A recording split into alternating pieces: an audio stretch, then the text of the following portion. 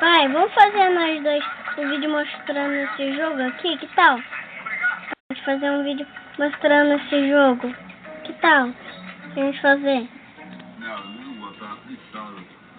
Hoje o nosso almoço vai ser em homenagem. E aí, pessoal, tudo bem? Aqui quem fala é o Davi. Há 2 dias. Meu pai e eu vamos trazer vídeo desse jogo.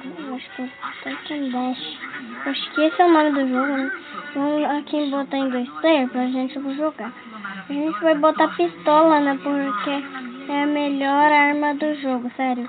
A pistola é a melhor arma do jogo, né? Então vamos lá. A pistola é a última.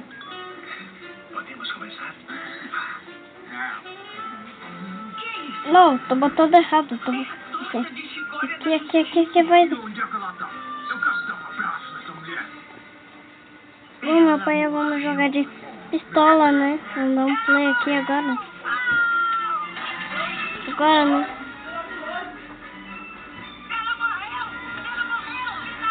Bacana, né? Já apanhei, né?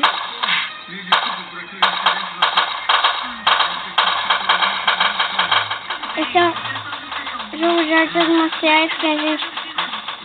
sem gravidade, que a gente pode ir voando, né? E podemos também atacar os inimigos usando armas ou com arma nenhuma. A gente pode atacar com soco mesmo, né?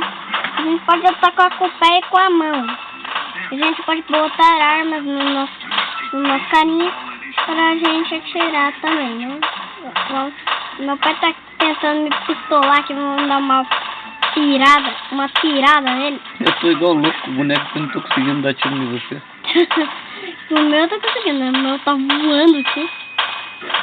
Pai, o jogo é sem gravidade, então você pode ficar voando aqui no alto, né? Bom, vence meu pai, né? Aqui, Flare to Win.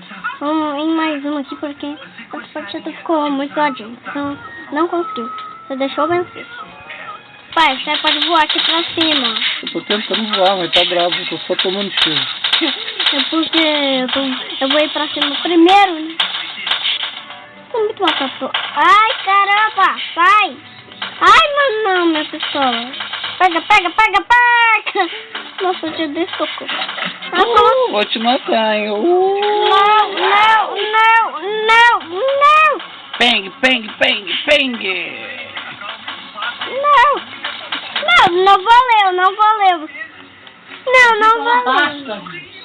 Não valeu, você tá tirando que nem um apelão. Pronto, atirei primeiro. Eu tô quieto aqui. Não tô mais quieto. Para, seu trouxa. Toma, seu trouxa. Quer apanhar? Vai apanhar. Vai, não vai dar tiro na minha mão. Vai perder. Não. Pera.